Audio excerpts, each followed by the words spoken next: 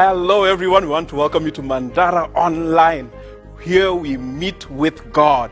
Whether you're 90 or you're 9, we've got something just for you. We've got worship programs, music, preaching, something for the young people, something for the children, something for the married people, something for the singles.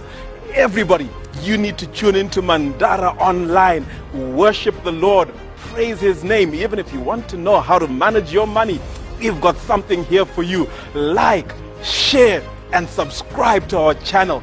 This is the place to be.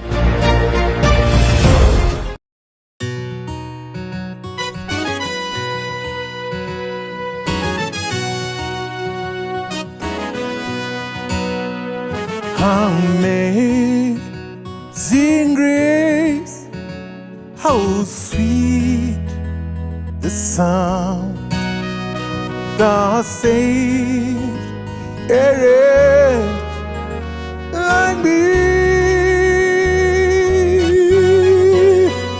I once was lost, and now I'm found.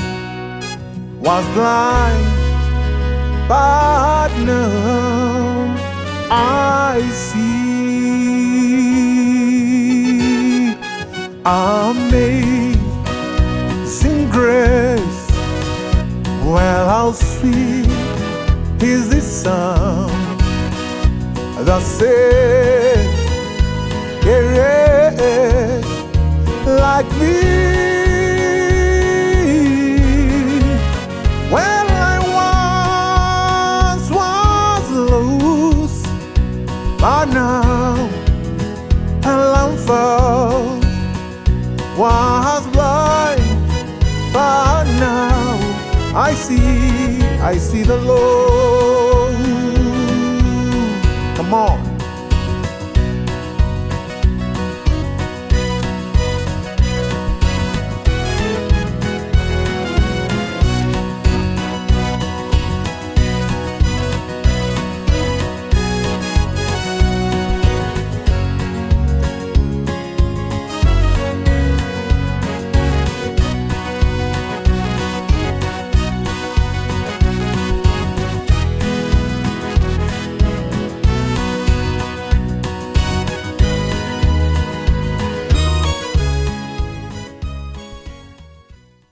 Hello, boys and girls.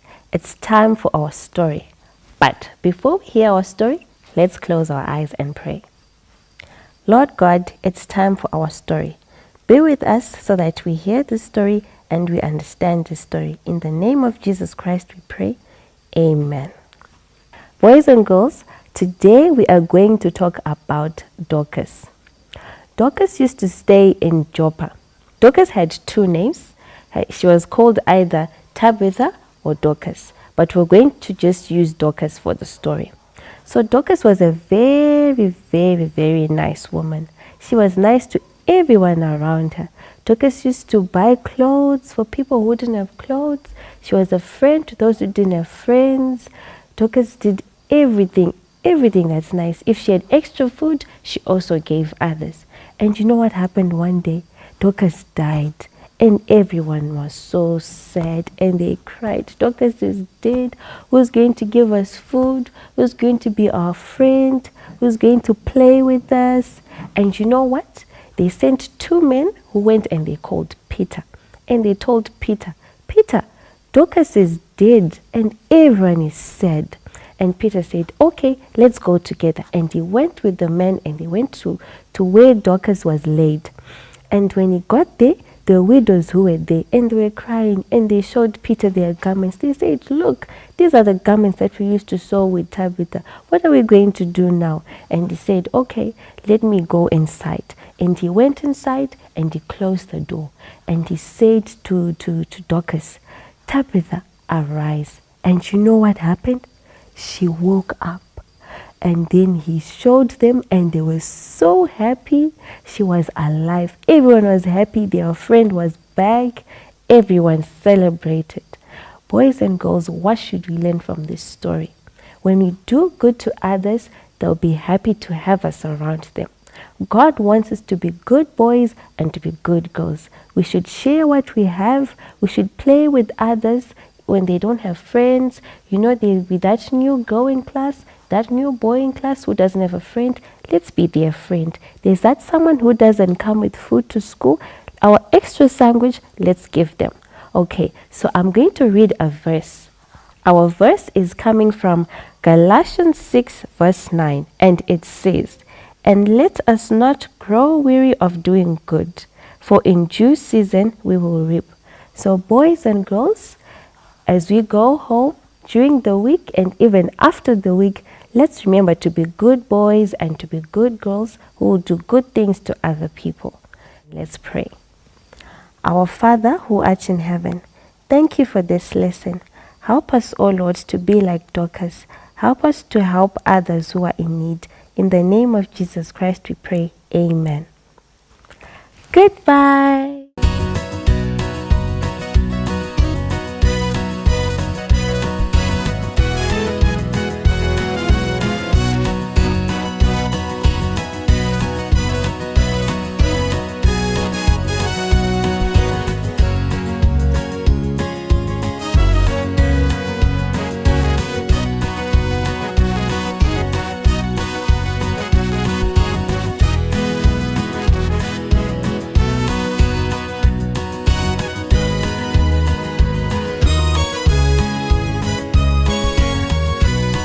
You see, when it comes to this song, I feel like singing instead.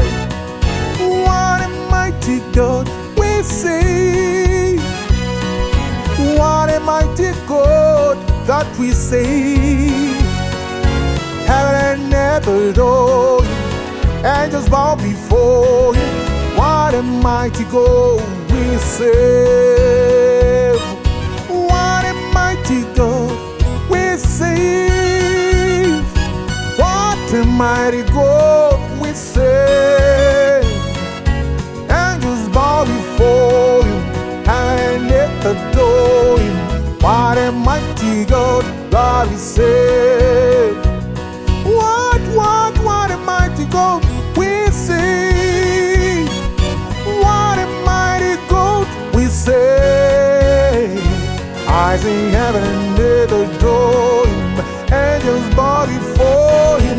What a mighty God we serve. What a mighty God we serve. What a mighty God we serve. Heaven and earth adore Him. Heaven and earth adore Him. Angels bow before Him. We wanna worship Him too. Don't give me joy in my heart. Give me praise, give me joy in my heart, oh Lord. No, give me joy in my heart, give me praises, give me praises till the end of the day.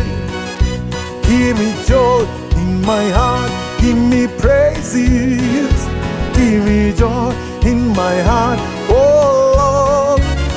Give me joy in my heart, give me praises, give me praise until the end of the day, that I may shout and say, sing Hosanna, sing Hosanna, sing Hosanna to the King of Kings.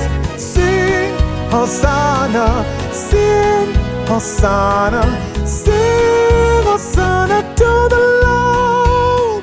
Who give me joy in my heart, give me praises, give me joy in my heart, oh Lord. Give me joy in my heart, give me praises, give me praise until the end of the day. I sing Hosanna, sing Hosanna, sing Hosanna to the King of Kings. Sing Hosanna, sing Hosanna, sing Hosanna to the Lord. Sing Hosanna to the Lord. Sing Hosanna to the Lord.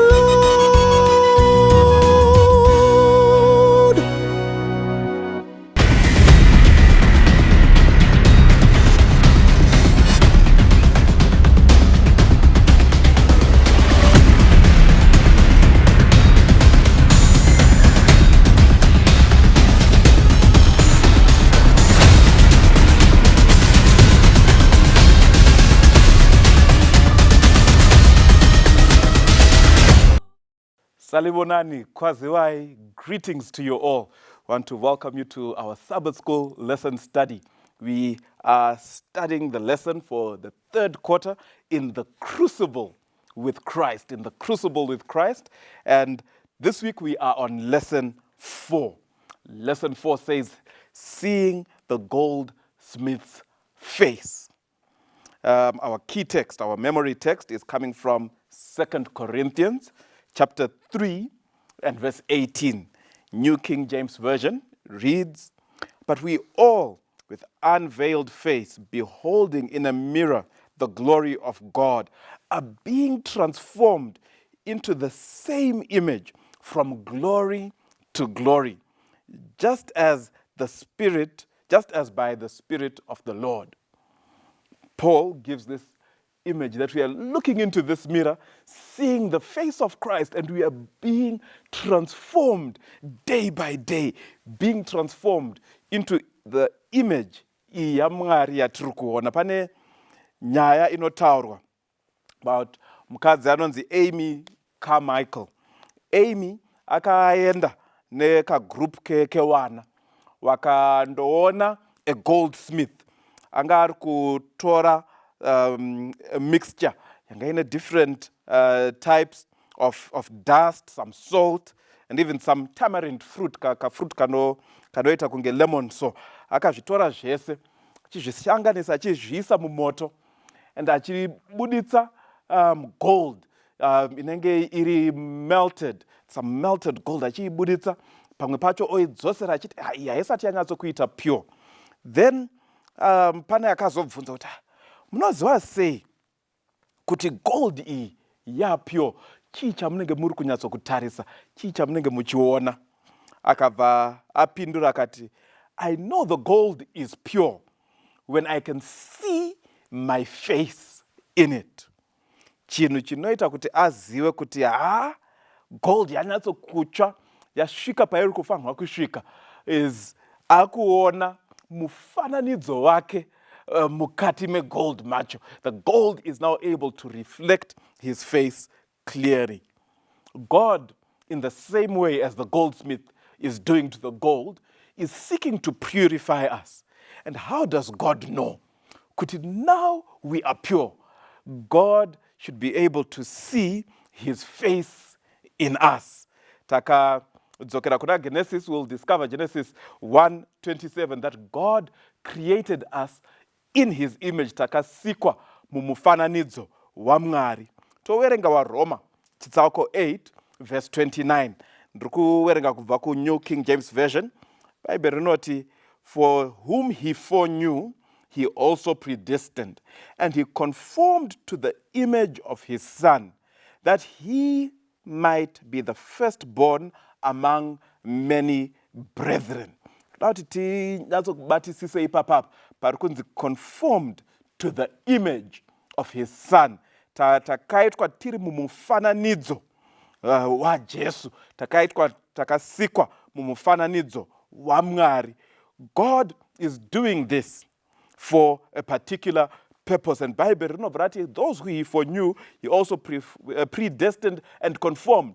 Bible, tese takatosikwa mumufananidzo wa Mwari. We don't have time to delve into this issue of predestination. Asi zvandinongokwanisa kuti nditaure ndezvekuti tese tiri mumufananidzo wa Mwari. That means God has predestined all of us for greater things, and the choice is ours.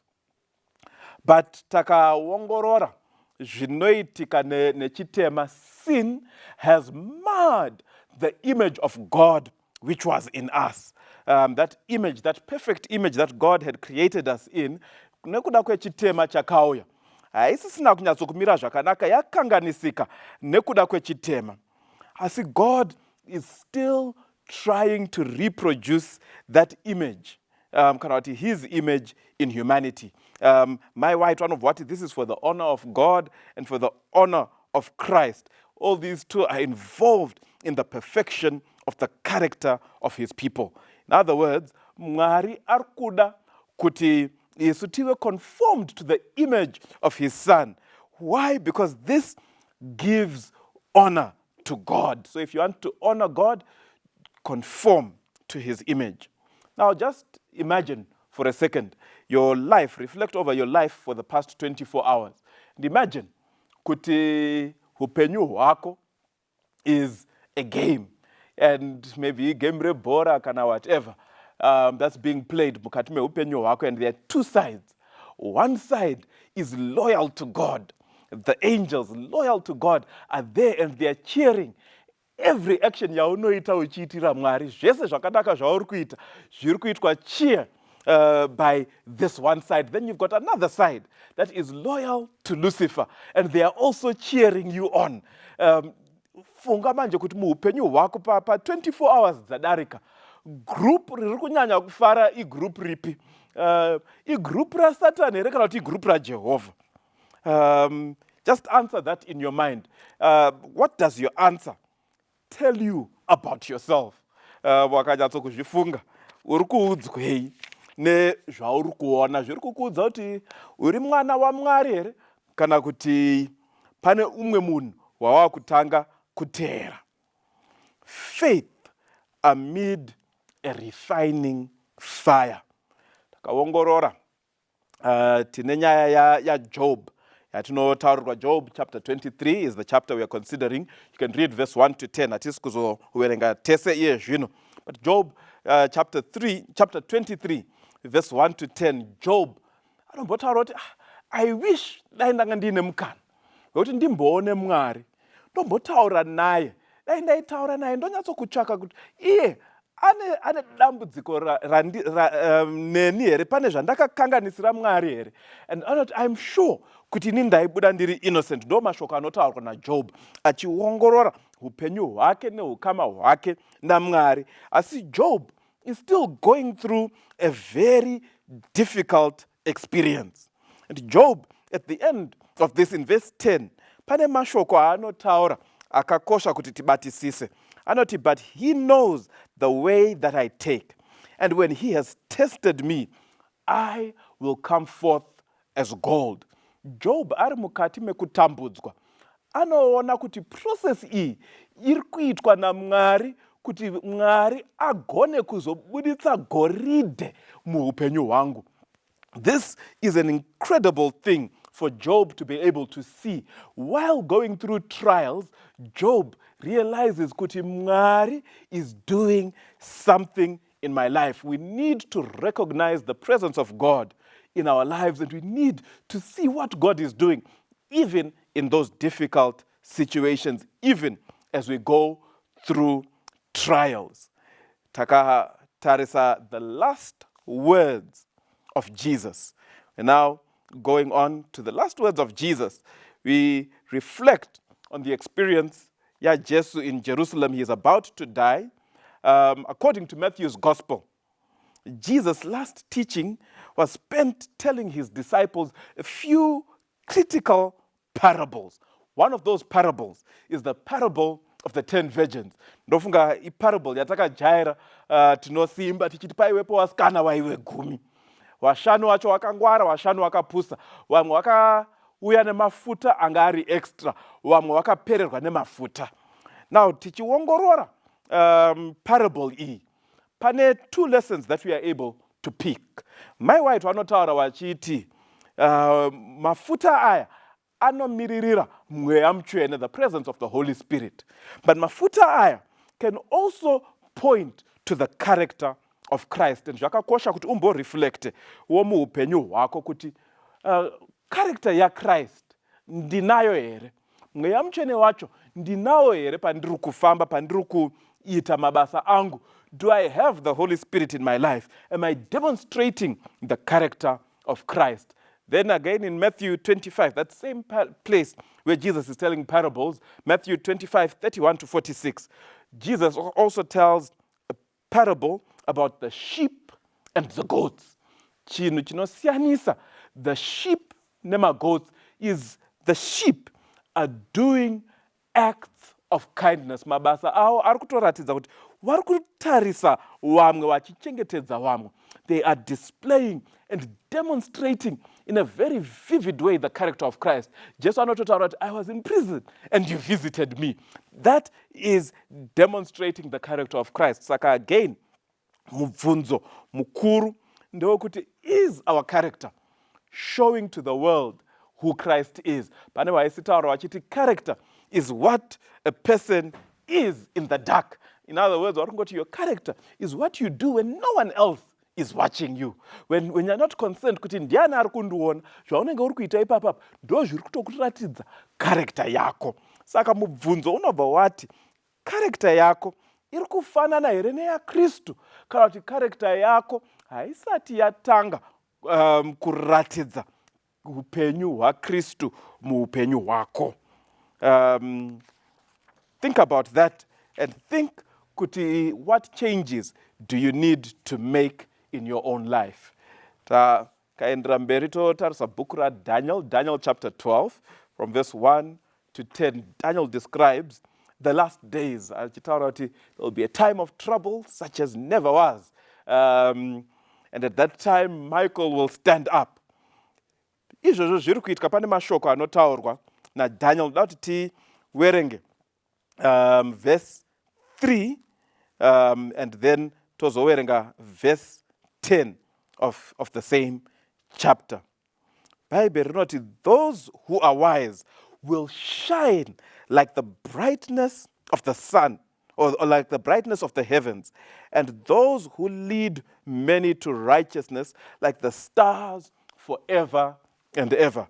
By the way, I'm reading from the New International Version.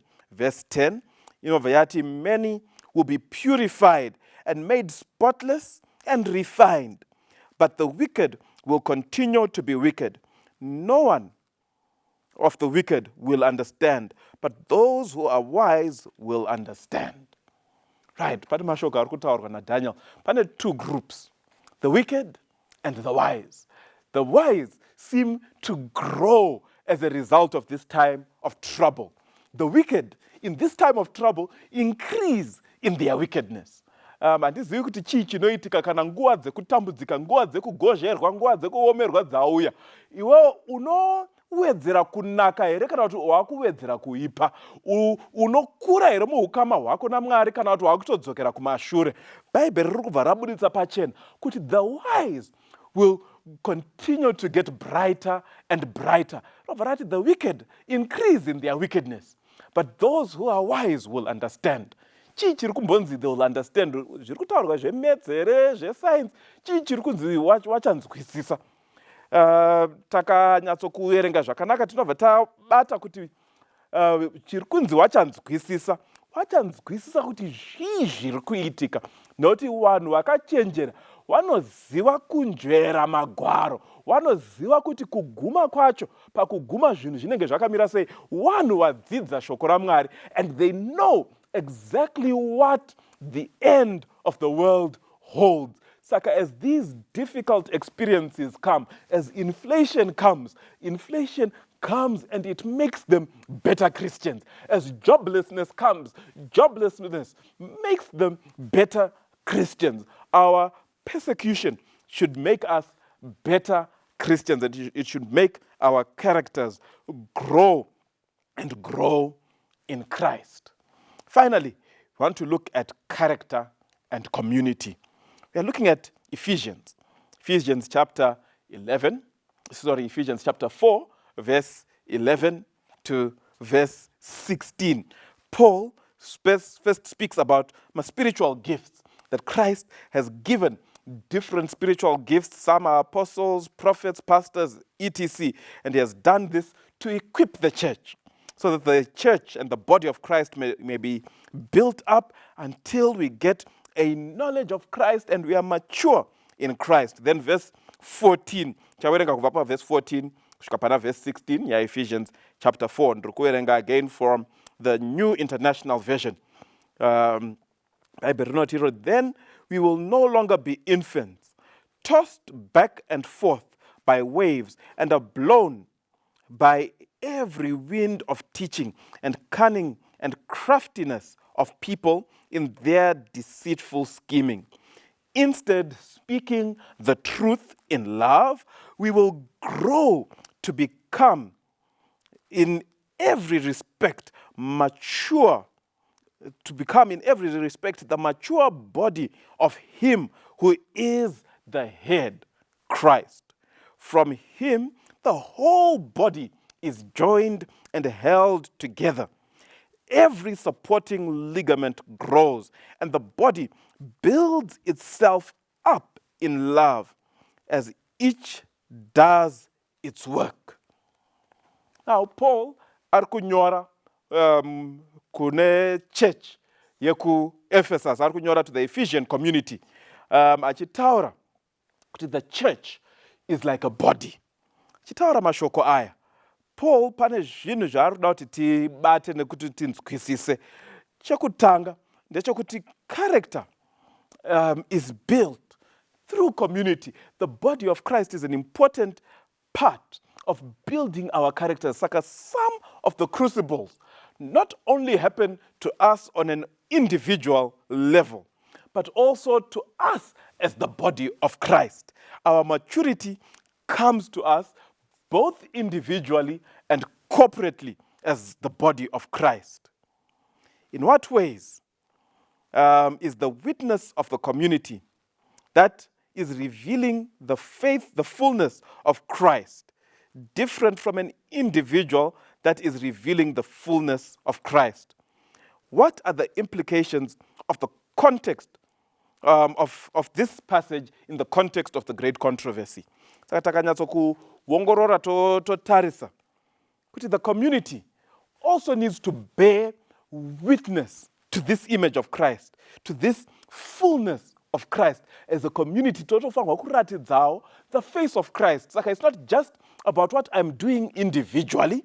Yes, what I do individually matters, but also what we are doing as a body is also very important. Ndo saka zvakakosha kuti uwe nhengo yesangano, uwewo a part of that image-bearing body of Christ, and also thinking about it in the context of this great controversy. Kuti God wants to do his work through his people, through individuals, but also through his church. It is easy to be nice to people who are strangers, but then it becomes much harder. Kuti urambe uri a very good and nice person. No one knows because my weaknesses. Sometimes you've offended each other, but it's still important. These are all part of the crucibles that God allows us to go through. Kuti tigone kufanana naye, tiskwedero pechko nemuchenjekwa. Toda kukutendai for joining us today as we were studying this week's lesson. Please join us again next week at the same place, same time. Ngaraku komborere.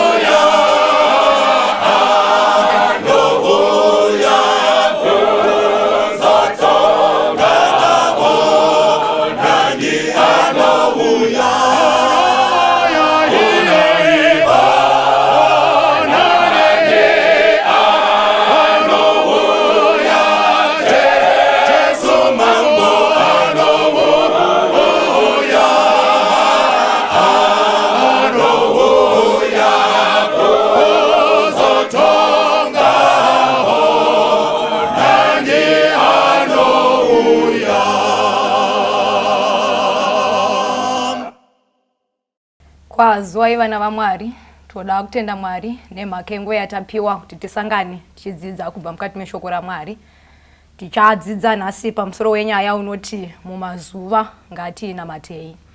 Baba vedu vari kumusoro kudenga, toda kutendai nekuti muri Mwari. Toda kutendai nemukana wamatipa kuti tidzidze kubva patsoka dzenyu. Taurai nesu zvamunoda. Kana mataura tipei simba rokutora nhano tichiuya kumuchinjikwa kuti tiponeseke. Ndo munamato wedu panguva ino muzita raKristu Jesu. Amen. Amen.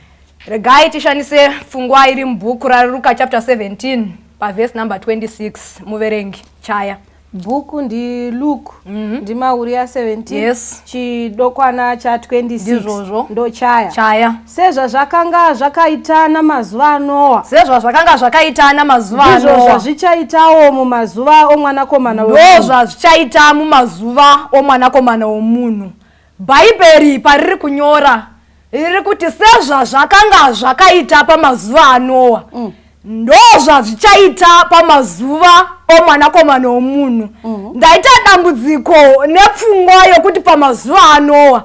Nokuti kana ukarirava riri muchirungu rinoti Noah had a genealogy. Kureva kuti kune utanhaurwa huri kubva pana Noah. But Bhaibheri rabva rati mazuva aNoa ndo akakosha. Kwanga kuna John panguva yacho.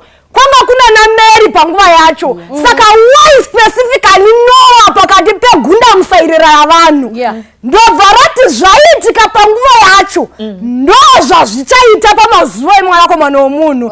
Saka mubvunzo wangu uri kuti why pamazuva aNoa? Toona kuti Noah kana zvichirondedzegwa ndiye murume waitaura zvaigozha kuhwisisa pavanhu pamazuva ake. Uchiona kuti Noah ndiye murume wekuti kakuita kake kanga kane kusiyana kuzhinji nekakuita kwavamwe vanhu. Ndo saka Bhaibheri rati pamazuva aNoa. Noah waiti kana achitaura zvinhu so aitaura zvinhu zvaigona kugozha kuhwisiswa navazhinji. Noah waiti kana achifamba ane kamwe kamufambiro kaipesana nekamufambiro kavazhinji. Saka Bhaibheri ramuti mumazuva aNoa. Saka uchiona kuti arina kuti mazuva ana Peter chero vaivepo, arina kuti mazuva ana Luke chero vaivepo, nemhaka yekuti pane zvakasiyana. Kana tingashandise mutauro wamazuva ano airira panguva yacho ndinoa. Saka Bhaibheri roti rega tishandise anorira. Vanoona bhora vanokuudza kuti kuna anenge achinzi man of the match. Saka angari man of the match panguva iyi ndinoa. Ndo saka Bhaibheri ratsimbirira paari zvikanzi Noa mumazuva ake ane zvizhinji zvakanga achiita. Saka teererai vateereri, kana munhu achirarama kamuraramiro kake pane zvaanofanira kuita zviri kuenderana neari kurira panguva yacho. Kureva kuti uwanikwe muprogramu pamadays aNoa waifanira kurarama sekakurarama kaNoa nokuti ndiye aiva muridzi wamazuva panguva acho. Bhaibheri razoenderera mberi rikati ndo zvazvichange zviri napamazuva emwanakomana womunhu. Saka uchinzwa kuti mazuva ano hatigoni kuti pamazuva atari, hatigoni kuti pamazuva achipo, hatigoni kuti pamazuva asvika naBheulah. Nemhaka yei tiri pamazuva emwanakomana womunhu. Saka kuti ndiwanikwe paprogramu yemazuva emwanakomana womunhu ndofanira kurarama sezviri muridzi wamazuva acho, zvakatarisigwa nemwene wamazuva. Rega ndipe muenzaniso unobatika wekuti kana uchigara pamusha pababa namai uri mwana hauiti zvaunoda, unoita zvinoenderana nezvinodiwa navabereki nokuti ndivo vari kurira pamusha. Saka ita zviri kuenderana nemuridzi wamazuva nepauri. Saka Noa ari kurekodwa neBhaibheri onzi pamazuva acho kwanga kune murume ainzi Noa. Ndiye angari mwene wamazuva, ndiye waiita zvaitarisigwa kuti vanhu vaite. Kana uchitaura nyaya yekuvaka kwengarava kwanzi Noa ndiye angari mbomboti wacho. Kana uchitaura nyaya yekuparidzwa kwevhangeri Noa ndiye waitomanya nechimuti chacho. Saka kuri kunzi pamazuva aNoa. Rega ndibve ndapamubvunzo kuti zvogoneka here kuti kunzi pamazuva ako mazuva okurarama. Ndezvipi zvaunenge waita zvinofanira kuenderana nezvamazuva acho. Kureva kuti saka Bhaibheri zvarazoti pamazuva omwanakomana rikamanzanisa nemazuva aNoa pane zviri kuenderana pavarume vaviri zvinofanira kuti zviitwe navanhu vari kurarama pamazuva ekupedzisira. Saka Noa ane zvizhinji zvaakaita panguva yake nevanhu zvinhu zvavaifanira kuti vateedzere kuita panguva yake. Jesuwo panguva yake yokurarama wakasiya warondedzera zvinhu zvinofanira kuti zviitwa navanhu nokuti tiri kurarama pamazuva ake. Saka teerera hama yangu, ndoreva iwe munin'ina wangu, hanzvadzi yangu, mai vangu, baba vangu, sekuru, tezvara kana ambuya vakateerera panguva ino. Mwari ari kuti fashion iripo, zvokudya zviripo, nemhaka yekuti zvauya panguva yamazuva omwe munhu. Rarama sezvinoda muridzi wamazuva. Nemhaka yeyi haana kutegwa pasi pezita rako, akategwa pasi pezita roumwe munhu. Saka muridzi wamazuva unoprescribe kamumiriro kamazuva nezhira yokushandisa mazuva nekakuita kemazuva. Saka usasiya paunofanira kufamba napo. Zvinotaura kuti zhira yacho yakatokugwa nekamufambiro kemuzhira kakatoiswa pachena. Saka famba sezvinotaura muridzi wamazuva. Ndomhaka Luku atonyora akati zvezvo zvakanga zviri pamazuva aNoa ndozvazvichava, kana kuti ndozvazviri pamazuva emwanakomana womunhu. Dai Mwari vatibetsera, dai Mwari vatitungamirira, vatidingindira rangu robva rabvunza mubvunzo kuti nemhaka yeyi Noa ataugwa pakati pavanhu vazhinji vakanga varipo. Kureva kuti Noah is not just a common man. Noah haana kufanana na Jack and Jill. Noah haana kufanana na vamwe vanhu. Aigona kwanga kutori namasabhuku vaitorira, vaive nemasekretari ainyora zvikuru mumabhuku. But Bible harina kuti nemazuva asekretari waNoah. Bible harina kuti nemazuva emavhidhiko aivo panguva yake. Bible harina kuti nemazuva evadzidzisi vaive panguva yaNoah. Rati nemazuva aNoah specifically. Kureva kuti Noah ane zvaakaita. Rabva raenda rikanotaura nyaya yemwanakomana waMwari. Kureva kuti mwanakomana waMwari ane zvaanazvo pamazuva atiri kurarama. Iwe neni tararama pamazuva emwanakomana waMwari. Ngatifambe sezvinodisa muridzi wamazuva. Rekatimbowa kuti Genesis chapter 6 verse 8 na 9 inotaura kuti kudii kana ichitaura pamusoro pemurume anonzi Noah pamazuva ake. Pavhesi ra8, asi Noah wakawana tsitsi pamberi paJehovha. Vhesi ra9, marudzi aNoah ndiwo. Noah akanga ari munhu akarurama asi nemhosva mumarudzi ake. Noah wakafamba naMwari. Now vhesi ya8 Genesis achitaura ari kuti iye Noah wakawana tsitsi pamberi paJehovha. Kana shoko richiduhumura kuti mumazuva aNoah, hazvirevi kuti Noah ndiye ega airarama panyika tari wachitaura.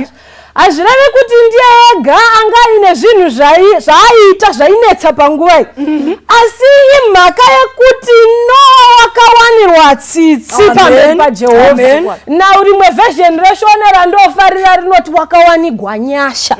Rechirungu rinobva ratiro he found grace before the Lord. Now varare kuti grace vanodzidza chirungu vanogona kuwirirana neni kuti varare kuti grace rinoreva kuti unmerited favor. Hallelujah. Kana tichiti unmerited favor, pari kunzi zvinhu zvausina kukodzera kuti unge uchizvideserve. Pari kunzi hauzvideserve zvinhu. Saka zvaitombofanirwa kunge zvichiitigwa kwauri. Zviri kutaurwa ndezvekunzi Noah wakafanana nesu. Noah akafanana nesu nekuti tese tiri vanhu venyama. Naiye watoriwo nezvivi zvaitombomukurira. Naiye wane matemptation aisangana nawo. Asi wakaswana nyasha pamberi paJehovha. Zvinhu zvaanga asingadeserve kunge achiitirwa, akaitirwa nekuti Mwari ndiMwari wedu ane rudo. Saka even mukati mekurarama nhasi, Mwari vari kutsvaka vanhu vavangaitira nyasha. Amen. Even mumazuva atiri kurarama ano, famba Mwari ari kutsvaka munhu aripo anozvimisira, anoti Mwari ndiri pano, heunoi mwoyo wangu, torai mwoyo wangu Mwari, mougeza, mousuka, mondiita wenyu, mondishandisa semashandisira amaita Noah. Noah anga akanakira chinhu ichi. Noah aisaita nharo naMwari. Mwari zvaaitarisira kuti Noah anga achiita aiita. Ndosaka akaitirwa nyasha naMwari. kunyanga panga paine vanhu vazhinji vanga varipo Mwari vakamuitira nyasha saka anyange isiri nyaya yemabasa ano yange isiri nyaya yekunzi anoenda kuchechi every day yange isiri nyaya yekuti akaenda kuchechi kwacho haanonoki yange isiri nyaya yekuti ane zvinhu zvaaita nazvo kubraiba Mwari asi nyasha dzoga dzaakaitirwa kureva kuti even mukurarama kwedu kwanhasi sandi mabasa anoponesa mabasa akanaka hongu akanaka kuti tinge tichimaita asi handipo pane emphasis yaMwari emphasis yaMwari iripo panyasha nyasha dzakatiringana vanhu vaMwari ndosaka muchiona tichisekerera nekupembera nekupopota kana tichinge tichiparidza shoko raMwari imhaka yekuti nyasha dzakatiringana pavhesi ya9 zvikanzi Noa akanga ari munhu wakarurama mumazuva ake iwana aitorarama iwana He was just. Pamazuva iwayo aitonzi ibalance neujust wake pamazuva iwayo ane kamwe kamuhendlero kaaita masituation kekuti vanhu vaiti vakamutarisa vaiti munhu akapusa asi kwanga kusiri kupusa he was just kureva kuti even mukati memazuva ano vamwe vachiita zvavanoita zvekuti zvinonzi ndo zviri normal iwewe ramba uri just kunyangwe zvichinzi kutendeka kunganetsa kururama kunganetsa nemhaka yezvivi it's very possible kuti uwanigwe nyasha uripo pakati pevazhinji vari kukoniwa kutendeka vanhu vazhinji vanetseka nezvivi zviri very simple vari kuti aiwa ndizvozvo kunyepa chaiko ndo chato chokwadi mazuva ano munhu agoni kungotaura kuti aiwa handisati ndasvika ndichiri kumba handisati ndakwira kombi unotomuzwa achiti ndatosvika ndatoburuka ndiri kutofamba izvezvi kunyangwe zviri very easy kuti tinyebe iwewe ramba wakarurama uri pachokwadi handisi kukuona uri papi aiwa ndiri mukati wakamira papa vanhu vachinyepa vachifunga kuti ndo zvachona zvinotoita iwewe ramba wakarurama zvikanzi mumazuva ake anga asine mhosva nemarudzi ose anga asine mhosva nemarudzi ose kune vanhu vanogona kungonetsekana nevanhu nemhaka yekuti pese pasvika anosiya mhosva ari kunzi anga asina mhosva namarudzi ose wese ainzwa zita raNoa anga asina problem naye zvanga zvitori nani kuti anzi handimuzivi pane kuti ati uya here Noa ndakamuvengai Noa anga asina mhosva mumazuva ake saka even mukati memazuva ano atiri kurarama ngatishayiwei mhosva navanhu vamwe havadi kugara nesu nemhaka yekuti tine kakushungurudza katinoita asi Mwari ari kutarisira wanhu waanga aitira nyasha nyasha dzake dziripo dzizhinji dzakatiringana Mwari ari kungotsvaka munhu waanga aitira nyasha munhu anoti aiwa kunyangwe zvichinetsa kuti munhu awanikwa ari mhandara ini ndinochengeta nemhaka yekuti nyachero zvikanzi hazvisisina basa zvekuchengeta umhandara ini ndiri waMwari ndakarurama handina mhosva nemunhu orega kuwanirwa mhosva navabereki orega kuwanirwa mhosva achipinda mumba nemhaka yekuti uri waMwari toziva chero mapeer pressure anowanda peer pressure haiziye vana peer pressure iriko kuvanhu vakuru kuvanhu vakuru noti kana peer pressure ichitaurwa unonzwa zvichinzi vana musaita peer pressure kuchikoro musaita peer pressure muklasi kana zvanzi chino iriko futi nekuvanhu vakuru vana mai vakaungana pachitaurwa maresipi ekupusisa nawo murume iwe shaigwa mhosva ana baba vaungana vachitepana namaresipi ekunungamisa mukadzi ngaro mukadzi ngaziye kuti murume ndiani pamba iwewe ramba wakarurama kungava kuri kumabasa pane kastatement kari kutaugwa chaiko mazuva zvikanzi mbudzi inodya payakasungirirwa mbudzi ngaidye payakasungirirwa unongotorawo zvishoma zviripo zvagarawo tiri kungotambira mari shoma kunyangwe zvakadaro iwewe ramba wakarurama ushayigwe mhosva pamberi paMwari hauzi mbudzi zvewe unogojapo ukasungirirwa nei kweiwe uri munhu waMwari ka wakasikwa nemufananidzo waMwari wagoita mbudzi sei ungazvidzikisira apa kuti aiwa mbudzi inodya payakasungirwa wagowa mbudzi sei? Unofura sora here. Uri munhu wakasikwa nemufananidzo waMwari. Saka rarama mararamiro anodiwa naMwari. Noa akawanigwa nyasha. Nhasi tinokwanisa kuwanigwa nyasha. Muzuva ranhasi tinokwanisa kuwanigwa nyasha. Pane zvimwe zviri nyore kuita.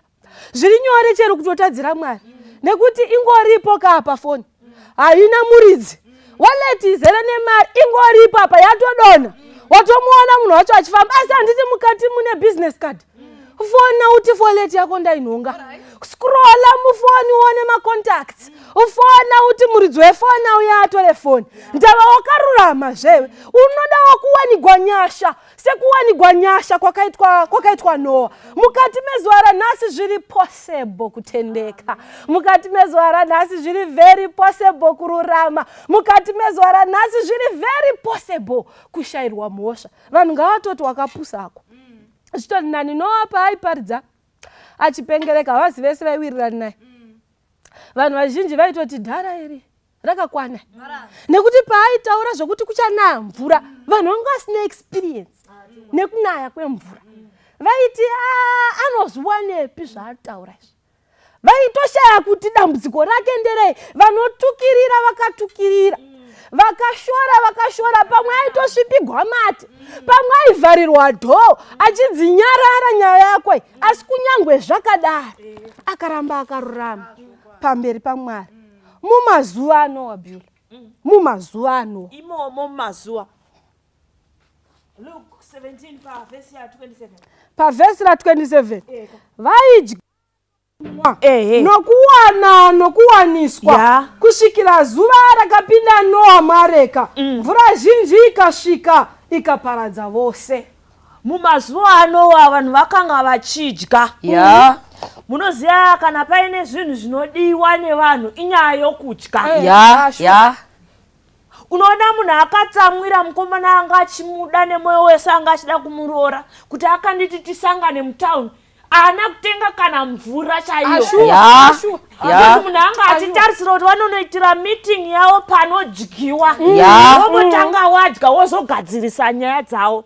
Vanhu vanoda kudya. Vanhu vanoda kudya. Vanoda kuzadza matumbu avo. Makare ako ndinozwa umwe akuti kare kapi mwana wanhasi. Munhu wese ane kare kake. Taiti taenda kuma district meeting ekumusha uku. Taiti taenda kuma meetings anoitwa kana inga wezonal meeting. Waiziva kuti mukatowana mutakura namaheu zvaringana. Asi vanhu vanhasi chavanotiisa bata. Panofanira kunge paine rice apa. Panofanira kuita tuma petis. Panofanira kuita tuma salad. Havadi kushaya nechekuleft. Havadi kushaya nyama. Ndokuti vanhu vati vadya. Sepamazuva ano vakanga vachidya. Vanhasi vari kuzviita futi zvokudya izvi. Zvikanzi vakanga vachinwa. Vanhu vari kunwa mazuva ano. Vari kunwa. Veutano vanotikurudzira kuti muviri wedu wakakosherwa nemvura. Tinofanira kunwa mvura yakawanda. Asi munhu anotosacrifice kuti zuva rese rinyure achinwa huriwawa. Munhu anosacrifice kuti zuva rese rinyure achiti paanzwira nyota anoda kunodira riri drink. Vanhu vanoda kunwira. Vanhu vari kunwa. Sandizvo zvega zvavakanga vachiita mumazuva aya. Vakanga vachiroora nekurodzana. Vanhu vanhasi vari kuroora. Ani kukunyeperai. Vanhu vari kuroora. Unenge uchitomirira Sunday kuti uone kuti this time ari kupinda mumambure ndiani. Magoals awainawo wachiroorana nekurodzana ari kuti kana taroorana ndoda unokanda paFacebook wachationa. Vachationa kuti takazviita. Vanhu vane peer pressure. Asanga achitaura nyaya yepeer pressure. ari kuti vakanga vakapfeka madress emustard, ndoda kupinda needo egreen nesquad rangu. Vana mbuya vedu vachiroorwa, kwakanga kuina ana mainini vavo, wana baba mukuru, madzitete neveukama vemudhuze. Kana vamwe vaingagodaidzwawo pamwe vanenge vari next door.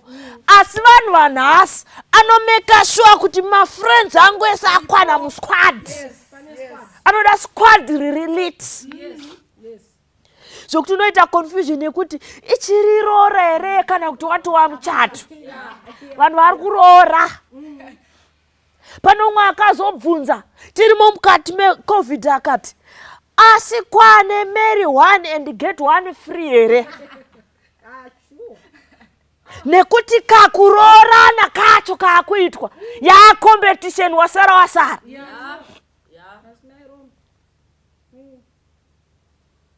Saka vari kuroora nekuroodzana. Mukaidzidza kubva muNIV inotend being given in marriage. Mukaenda kune vanhu vanozviti vatendi munguva yanhasi, vamwe kutoenda kuchechi so vanenge vatokuonera kuti iwewe wakafitana nababa ava. Imimi baba imimi makafitana naChipo naTari, kwete vari tu mowedzerwa na Grace. Vari kuoneswa vakakutarisa iso. Vanhu are being given into marriages. Ndo zvakanga zvakaita mazuva ano. Vanhu vari kuroora, vari kuroodzana, vari kuzvita kunyangwe nanhasi. This part inonditi bate. Marrying and being given in marriage up to the day Noah entered the ark. Noah akanga ari kungoita rukoko rwekuti uyai tiwake ngarawa.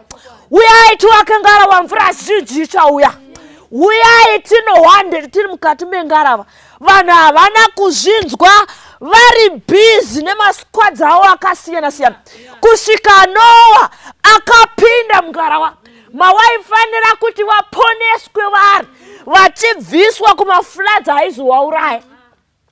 Asi vanhu havana kutozviona kuti muchinda uya azopedza kuwaka ngarawa, kuti apinda mukati, vakaramba vari busy pazvinhu zvavo. Vanhu vari kuita zvinhu zvavo vachiwarairwa. Vanhu vari kuwarairwa. Nguva yatiri kurarama ine vanhu vari kuwarairwa. Pavari kuramba vachiwarairwa, mwanakomana womunhu haasi panzvimbo 1. Haasi kuramba akanyarara. Nyaya yokuponeswa kwavanhu iri kugadziriswa. Vanhu havasi kuzviona, vari kuramba vachiroora nekuroodzana, vachidya. Then the flood came and destroyed them all. Kune vanhu vachaparadzwa vari mukati mevapati. Kune vanhu vachaparadzwa vari mukati mekudya, nekuti ava vakaparadzwa. Saka ava kana vakatomboparadzwa zvavo, ko iwe zvako unodya sauti unokoniwa nei kuparadzwa? What makes you bet? Kana ava vari nani havatombori nani, tichikombeya negeneration yanhasi, vakaparadzwa. Ko iwe zvako wekwarisapi? Ko iwe zvako unotomborara nenzara? Chipo, uya upedzise nyaya. Saka Deuteronomy kana akunyora, anoti izvi zvakanyorwa ndezvedu nevana vedu kuti vapone tiponeswe. Saka nyaya yaNoa payakanyorwa yanyorerwa ini newe, yanyorerwa mai nababa, yanyorerwa sekuru nambuya, kuti patinoverenga nyaya yaNoa tiponeseke nenyaya yaNoa. Saka patiri kudzidza Bhaibheri rinotaura pachena kuti sezvazvakanga zvakaita mazuva aNoa ndo zvazvichazove mukuuya kwemwanakomana wemunhu. Saka pane chinhu chiri simila chichaitika kuti tione kuti Jesu akuya. Saka zviri kunzi kunzi naBeula vanhu vaidya nekumwa. Saka ndinobva ndaita mubvunzo kuti saka toita seiko kana Jesu akuya. Saka chiko chatiri kufanira kuita. Munyoro wandinofarira mubhuku rinonzi Last Day Events ane pfungwa yanotaura pachapter 6 inonzi Activities of the Remnant. Anoti in the last days I was shown that people are to return to the original diet. Pane diet yekudenga mukoma. Hazvisi zvese zvinodyiwa mani. Jesu ari munzvimbo tsvene-tsvene. Israeri yekare wakadzidza bhuku raExodus naLeviticus. Israeri yekare yaiti muchena ari mumost holy place paday of atonement paisaitwa zvese zvese. Paday of atonement waiti wakasatarisa iwewe kuna Jesu paibuda muprista munzvimbo tsvene-tsvene waifa nezvi zvako. Saka pfungwa iyi ndo iri kunzi sezvazvakanga zvakaita pamazuva ano vanhu vachifarisa nemapati, vanhu vachigocha nekumwa, vanhu vachiita zvese zvinonakidza, vanhu vachienda kune vanhu vane mukurumbira. Zvakanzi ndo zvazvichaita Jesu paachauya. But the question is uchanga uri papi? Chawanikwa uri papi musuno ya Jesu? Saka mazuva ano vanhu vaidaidzana kuti kune pati, vogeza vopfeka zvakanaka voenda kupati. Ndo zvazvichange zvakaita. Saka zviri kunzi nemusi unoridzwa hwamanda umwe munhu achanga ari kupati, nemusi ucharidzwa hwamanda uchawanikwa uri pai. Saka activities of the remnant inoti I was shown that the people in the last days should be fasting and praying for their sins. Haisi nguva yekutamba nayo yatiri ino. Inguva yekuchemera zvivi.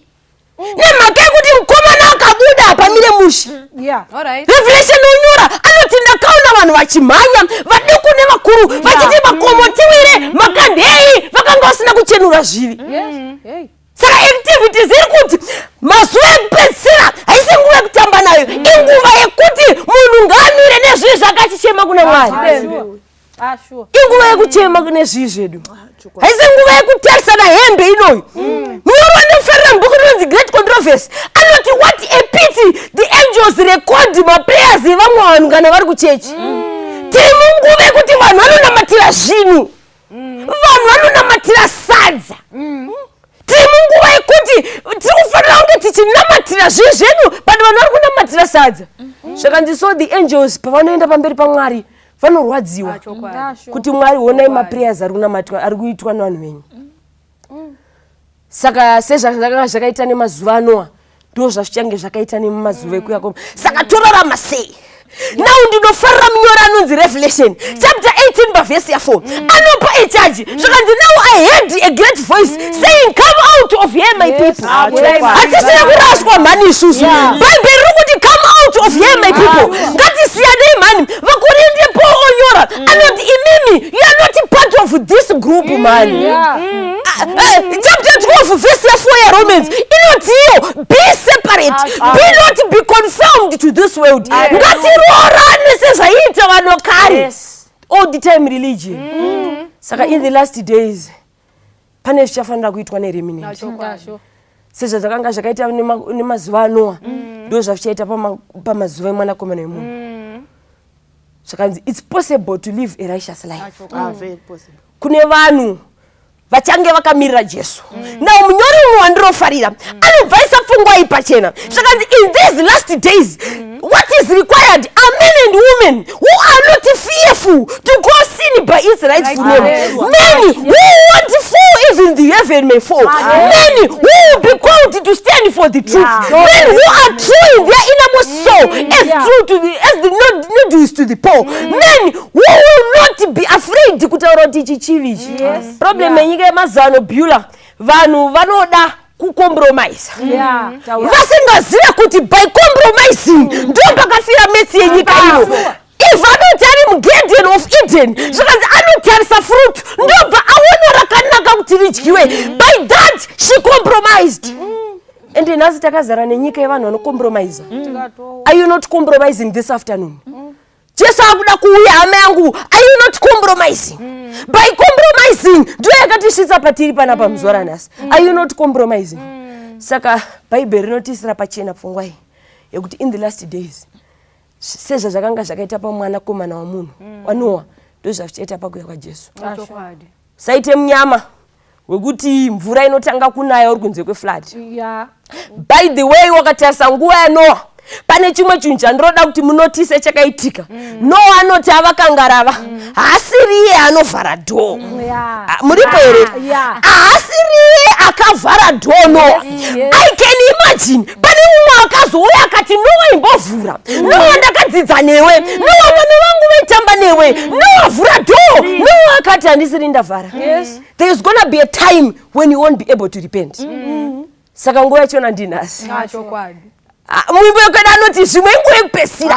Zvakakunakira here naJesu mangwanani ano. Mwimbo yekwedu anoti zvimwe, this is the last time for you to decide. Is it well with you with Jesus? Zvakakunakira here pawakagara. Nekuti mukomana kanobvora gore. Zvakanzi ndakaona vanhu vachimhanya. Vakuru nevadiki vachimhanya vachiti makomo tiwirei. Because it was not well with them. Is it well with you this morning? Zvakakunakira here naJesu. Hanzi mazuva ndiye mwanakomana wemunhu. Kana Noa airira mumazuva ake, ari kurira nawo mwanakomana wemunhu. Kureva kuti mwanakomana wemunhu ane zvaari kuda kuti tiiti. Ndiye muridzi wemazuva. Nawo kana muridzi wemazuva ati nguva yakwana, inenge yakwana, ndava mazuva ndeake. Mazuva Noa akapera Noa paakapedza kuvaka arika. Nawo ngarava paakapedza kuvakwa mazuva Noa akapera. Saka kureva kuti mazuva ari kunze mwanakomana wemunhu hanhasi ari kuperawo nekutsemura gore kwemukomana. Umwe muimbi wandofarira anobva aimba achiti the coming king is even at the door. Aripo pamusuo. Aripo pamusiwo ipapo pamusiwo. Zvanoti dambudziko ravanhu ndekuda kufanana navamwe vanhu. Chiti ndingagodi ndiri pakati pavanhu. Ati Pauro achinyora kuvaKorinde ndiri pachapter 1 ndimahuru yani ya4 chapana cha9 akabva dhama yangu has been put on display. Remember, you have been made a spectacle in an arena. Zvinorera unzwe madzimai ane mudziyo anonzi display mumba ndiro dzinoiswamo namakapu anoiswamo anoyevedza kuona. Kana riri water glass harisi water glass njee. Kana ari maruva panomboiswa orange poiswaogreen kuti zvinyatsoita zvakanaka. Ndiro dzacho dzimwe handi dzokupakurira ndaramaenzi vakauya hadzibviswi dzekuti vanhu vaone. Teerera hama yangu wakaitwa chivoni-voni. Vanhu ngavaone pamazuva mwanakomana womunhu kuti uri kurarama sezvinodiwa nomuridzi wamazuva. Asi dambudziko racho rangarira musi uyo waEzekiel achinyoregwa. Anonzi Ezekiel iri pana chapter 12. Uri pakati pevanhu veimba inondimukira simba. Vanhu vacho vane zheve dzokunzwa but havasi kuona aripo. Chero zvakadaro tora rusvingo masikati vachizviona zimwe dzenguva dzingazodhonza. Teererai vana vaMwari, pamazuva angu ekupedzisira pari kurira mwanakomana waMwari. Ita sezvinoda muridzi wamazuva. Emakai anouya aremba nyerera. Kana Johana achinyora ana 22:20 yazvaka anoti unouya aremba nyerera. Tera unzwa hama yangu anototi hongo ndozvinotaura mweya kuti edza unoda kana utahudi anotouya. Ona wakagadzirira anotahura anouya. Edza uri kunwa kana utahusiwa anouya. Edza uri kurodza kana kurodzwa emakaeuya. Muridzi wamazuva wakatara saka anofanira kuzadzikisa zviri pamazuva ake. Nowabiula unoti kudii? Inzwa akapowa achinyora anoti nokuti imi muri rudzi rutsvene. Saka murimo mukati menyika yekudya, mukati menyika yekurodzana, muri rudzi rutsvene, mune mastandards amuri kufanira kurarama nazvo, mune mastandards amuri kutarisirwa, hamusi kungorarama chero. Saka haisi excuse yekuti muri kungoonawo zvakatikomberedza. Ndaingagoita sei maniro edu zvaitendera izvozvo, ndo zvakanga zviripo. Muri rudzi rutsvene vana vaMwari, mune kamupfekero kamunofanira kuita, muri rudzi rutsvene, mune kamudyiro kamunofanira kuita. Vanhu vanhasi vanodyira kupedza, asi kudyira kuguta, ari kudyira kuti apedze. Vefood clearance committee vari kungodya njake so vanhu vachidya. Ivo vari vanhu vakamirira kuuya kwomwanakomana. Jesu haasi kuzouya kutora vanhu vanorarama chero, ari kuuya kutora vanhu vanorarama sezvakararama Jesu. Jesu akanga asingakoshesi kudya, vadzidzi vake neimwe nguva vanotomurangaridza, vanomurangaridza nekuti akanga aine mission yaakanga akawinga. Pane vanhu vaifanira kuponeswa, asi vanhu vacho vari kuda kuponeswa vari kukanganiswa kuti vanoda kuponeswa nemhaka yezvekudya. Saka sisitari pama muchitaura nyaya arena, ndabva ndamhanya bhuku raHebrews chapter 12. Now arena yechapter 11 yemagamba yaiswa, magamba aratidzwa, vakambomhanya resi vakapedza. Saka tinonosvika pachapter 12 ibva yati zvino zvatine gore rezvapupu, zvatine a cloud of witness. Saka macloud of witness uri kutarisa Jozi. Jozi achitiza upombwe pachena, but tine mufano yemazuva ano usingakwanise kuti no. Wabva ipapo watarisa Mose, vese roti Mose akura akati handinganzi mwanakomana wemuchinda akaramba, but chimwe chichatimisa denga inyaya madhiri enyika ino. Wabva ipapo aumirira ipapo wanonzi nekutenda Enoki akafamba naMwari akasazoonekwa. Nyika yemazuva ano inoita kunge kufamba naMwari chinhu chisiku. Iye Matthew achiri kungoti ivai vakakwana sababa wenyika kudenga vakwana. Saka the era of spectacles. Saka nditine gore rezvapupu rakateteredza.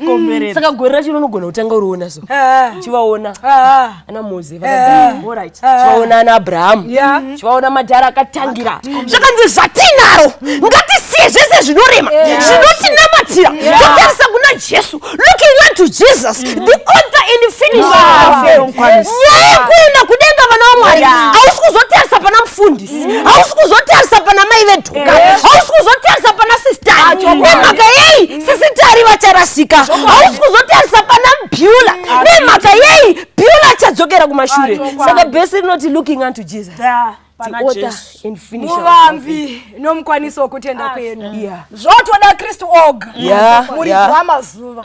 Handizivi mai, handizivi baba, tezvero wangu handizivi, makaringa panani, muri kurarama nezhira yemazuva ano. Unoda vanorarama mazuva emwanakomana waMwari nokuti ndiye oga panguva ino watakafanira kuti tirarame pari. Zvimwe zvacho zvinewo zveru nogona kuzvitanga iwe ipanhodzera kune vanotevera nemhaka yekuti waitwa chivoni-voni. Ona kuti kuRoma yazuro munhu akapiwa death penalty akanzi apinde muarena. Tona kuti arena ine a stadium setup, kune magrandstand, kune vaokeri vakagara vari kuda kuona, vamwe vaibhadhara mari kuenda kunoona munhu achidyiwa neshumba nokuti akapiwa death penalty. But nhasi kuri kunzi weni takaitwa chivoni-voni zvikanzi pamberi pengirozi napamberi pevanhu. Remember zuva parinopera ngirozi dzinoenda kudenga kune paripoti with terrible exactness. Mukati mechimbuzi vanhu vaakutadza vari vega mutweleti with terrible exactness kudenga zvinoenda. Wadiwo hama yangu wasarudza kurarama zvakafanirana nemuridzi wemazuva anove mwanakomana waMwari atwa nenguva kunamata. Baba vedu vari kudenga toda kukutendai nokuti muri Mwari wedu. Mazvite henyu kuti tiverengwe pavapenyu kuti tikunzwei muzuva ranhasi muchitaura shoko reruponeso. Pane zvizhinji zvinogona kutiswededza kure nemi. Nyasha dzenyu ngadzitiringane, tipewo simba rokukunda chivi. mataura mukati meshoko kuti kuna zvimwe zvivi zvatisingatoodi but zvinoita kuti namatira nemhaka yekuti muri Mwari. Bvisaiwo chikonye chetsitsi, chikonye chakaipa chinobatira patiri. Moti panyasha norugare kuti zvigare zvine sungwadziro dzose. Izvo hatigoni kukudzidzisai kuti tiitirei nokuti muri Mwari. Tinongosweredza mikumbiro yedu nokutenda kuti makavimbika nokutendeka kutipindura. Tiitirei zvakanaka. Murambe muchitiwedzera mumwe mukana musati mauya kukunzwai muchitaura nesu. Muzita raKristu Jesu. Amen. Amen. Kwasara nguva shoma shoma, Jesu anouya. Kwasara nguva shoma shoma, Jesu anouya. Kwasara nguva shoma shoma, Jesu anouya. Kwasara nguva shoma shoma, Jesu anouya. Tiende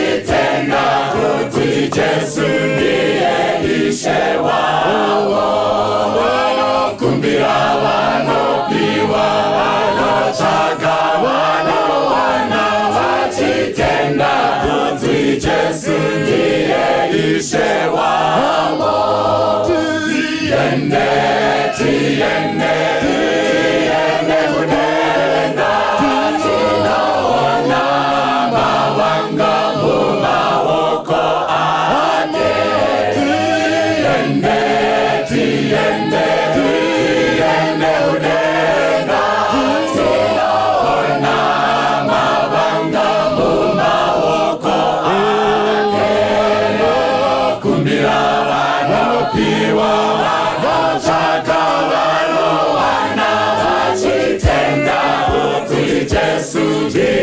Ishe wabo, kumbira wanopiwa, wanotsvaga wanowana, vachitenda kuti Jesu ndiye ishe wabo.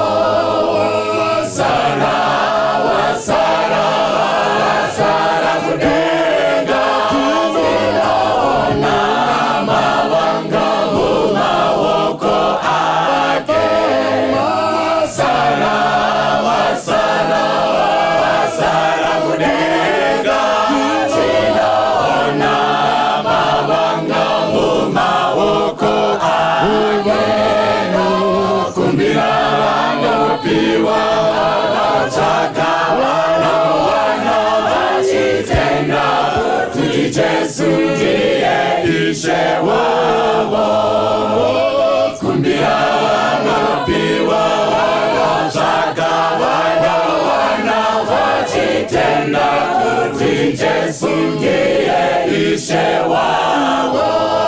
Usasare, usasare, usasare kudenga, tinoona mawanga mumaoko ake.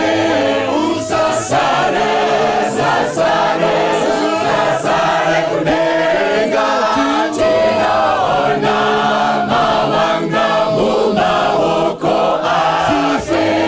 Usasare, usasare, usasare kudenga, tinoona mawanga mumaoko ake.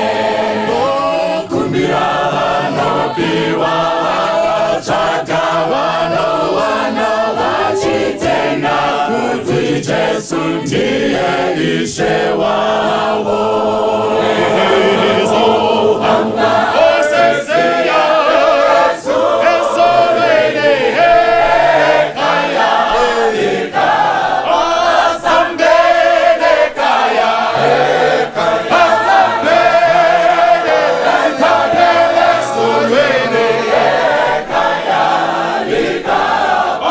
Asambele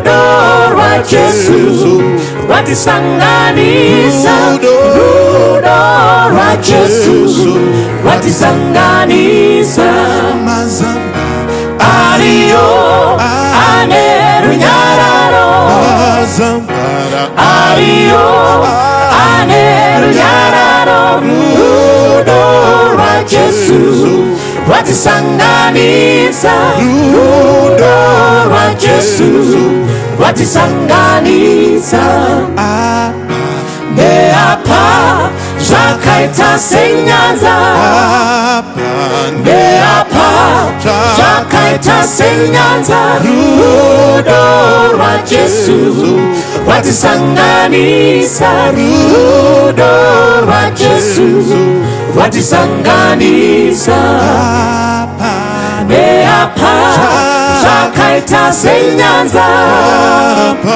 neapa zvakaita senyanza rudo rwa Jesu watisanganisa rudo rwa Jesu watisanganisa Zakeyo akamanya akatambudzika achida kuona Jesu akakwira mumuti achida kuona Jesu akakwira mumuti Zakeyo akamanya akatambudzika achida kuona Jesu akakwira mumuti achida kuona Jesu akakwira mumuti Zakeyo kaseka kutsika kumba kwako ndojenga achida kuona Jesu akakwira mumuti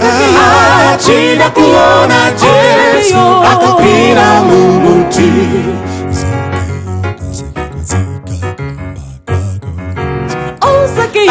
achida kuona Jesu akakwira mumuti achida kuona Jesu akakwira mumuti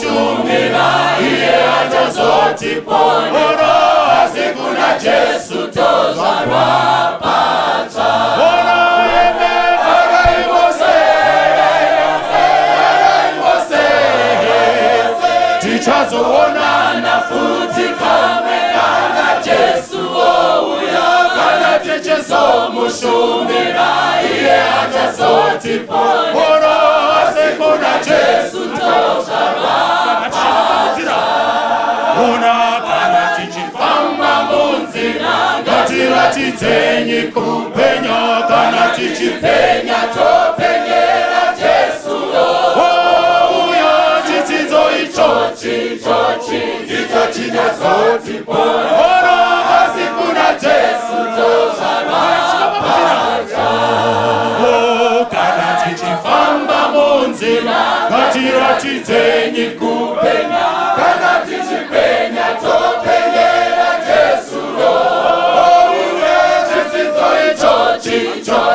ndicho chinazotiponya.